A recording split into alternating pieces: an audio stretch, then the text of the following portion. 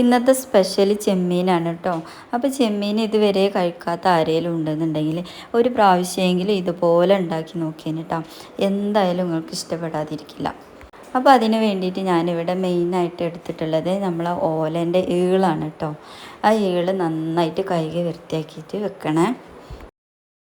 അതിന് വേണ്ടിയിട്ട് ഞാനിവിടെ ചെമ്മീൻ എടുത്തിട്ടുണ്ട്. അത് നന്നായിട്ട് ഫ്രഷ് ആക്കി വെച്ചതാണ്. അപ്പോൾ ഇതിൻ്റെ തലഭാഗത്തുള്ള പൂവ് ഞാൻ കളഞ്ഞിട്ടില്ല. ഇതിലേക്കുള്ള ഈള് ഞാനിവിടെ സെറ്റാക്കി വെച്ചിട്ടുണ്ട്. എല്ലാം കൂടി ഒരേ സ്ലൈസിലാട്ടോ സെറ്റാക്കി വെച്ചിട്ടുള്ളത്. അപ്പോൾ ഇതാ ഇതുപോലെ. പിന്നെ ഇതിലോട്ട് മസാലകളാണ് കേട്ടോ തയ്യാറാക്കാനുള്ളത്. അതിന് വേണ്ടിയിട്ട് 1/2 ടീസ്പൂൺ മഞ്ഞൾപ്പൊടി ഇട്ടിട്ടുണ്ട്. ഒരു 1/2 ടീസ്പൂൺ ഉപ്പ് ചേർത്ത് കൊടുത്തിട്ടുണ്ട്. അത് നമ്മൾ ആവശ്യത്തിനനുസരിച്ചാട്ടോ ചേർക്കുക. പിന്നെ 2 ടേബിൾ സ്പൂൺ മുളക് പൊടി ഇട്ട് കൊടുത്തിട്ടുണ്ട്. അതിൽ കുറച്ച് കാശ്മീരി മുളകും ഉണ്ട് കേട്ടോ. പിന്നെ കോൺഫ്ലവറാണ് കേട്ടോ ചേർത്ത് കൊടുക്കണത്. പിന്നെ ഇതിലോട്ട് ഇഞ്ചി വെളുത്തുള്ളി പേസ്റ്റ് ഇട്ട് കൊടുക്കുന്നുണ്ട്. അതിൽ കുറച്ച് കറിവേപ്പിൻ്റെ ഇലയും ചപ്പും ചേർത്തിട്ടുണ്ട്. പിന്നെ ഇതിലോട്ടൊരു 1/2 ടേബിൾ സ്പൂണ് ചെറുനാരങ്ങൻ്റെ നീരാണ് കേട്ടോ ഇട്ട് കൊടുക്കുന്നത്. എന്നിട്ട് നന്നായിട്ട് കൈ വെച്ച് മിക്സ് ചെയ്തിട്ട് ഒരു പേസ്റ്റ് പോലെ രൂപത്തിലാണ് കേട്ടോ ഇത് എടുക്കേണ്ടത്. ഇതുപോലെ. അപ്പോൾ മസാല ഒന്ന് ലൂസാകാൻ വേണ്ടിയിട്ട് നമുക്ക് ഇതിലൊന്ന് ഇച്ചിരി വെള്ളമൊക്കെ യൂസ് ചെയ്ത് കൊടുക്കാം കേട്ടോ.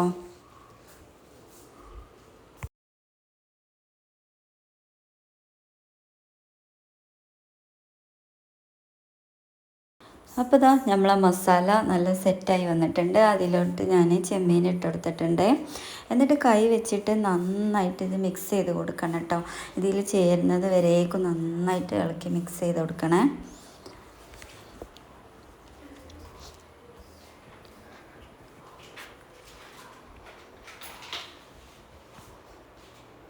അപ്പോൾ ഇതാ ഇതുപോലെ കിട്ടും.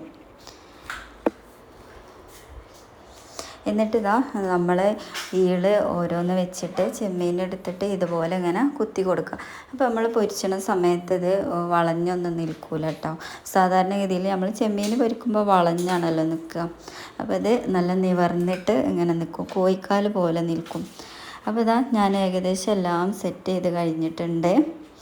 അപ്പോൾ ഇനി ഇത് ഒരു 1/2 മണിക്കൂർ റെസ്റ്റ് ചെയ്യാൻ വെക്കണം കേട്ടോ. അപ്പോൾ ഇതാ 1/2 മണിക്കൂർ കഴിഞ്ഞിട്ടുണ്ട്. അപ്പം ഞാനിത് ഒരു പാന് ചൂടാക്കി വെച്ചിട്ടുണ്ട്. അതിലോട്ട് ഇട്ട് കൊടുക്കുകയാണ് കേട്ടോ.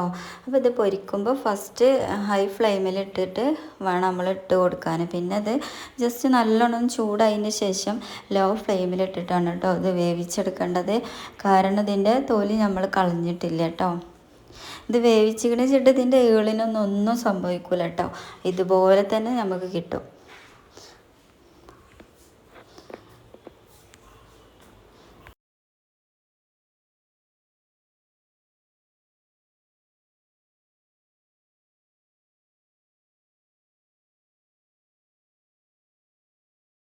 അപ്പോൾ ഇത് ഏകദേശം നമ്മളെ ചെമ്മീൻ ഇവിടെ ഒരു ഭാഗം വെന്ത് വന്നിട്ടുണ്ട്. അപ്പോൾ ഇത് നമ്മൾ മറ്റേ പുറം മറിച്ചും തിരിച്ചൊക്കെ ഇട്ട് കൊടുത്തിട്ട് ഒന്ന് സെറ്റ് ചെയ്യാണ് കേട്ടോ. എന്നിട്ട് ഇത് ലോ ഫ്ലെയിമിൽ തന്നെയാണ് ഇട്ട് വേവിക്കേണ്ടത്. പിന്നെ ഇതിലോട്ട് ഞാൻ കുറച്ച് കറിവേപ്പിൻ്റെ എല്ലാം ആഡ് ചെയ്ത് കൊടുക്കുന്നുണ്ട്. അപ്പോൾ ഇതിൻ്റെ കൂടെ തന്നെ എൻ്റെ ചാനൽ ആദ്യമായിട്ട് കാണുന്ന കൂട്ടുകാരാണെങ്കിൽ ഒന്ന് സബ്സ്ക്രൈബ് ചെയ്ത് സപ്പോർട്ട് ചെയ്യാൻ മറക്കരുത് കേട്ടോ. അപ്പോൾ തീർച്ചയായിട്ടും നിങ്ങളിത് ഉണ്ടാക്കി നോക്കിയിട്ട് ഇതിൻ്റെ ഫീഡ്ബാക്ക് അറിയിക്കാനും മറക്കരുത്.